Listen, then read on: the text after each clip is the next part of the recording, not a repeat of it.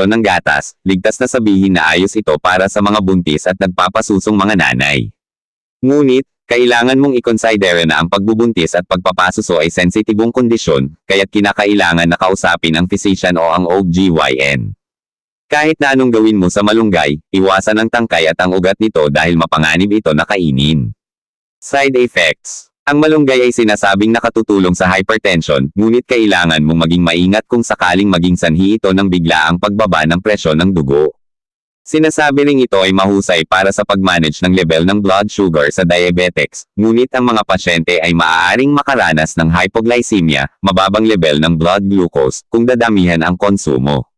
Para sa rason na ito, kung gagamitin mo ang malunggay para sa tiyak na layuning manggamot, pag-manage ng diabetes, mataas ng presyon ng dugo, at iba pa, kumonsulte sa iyong doktor.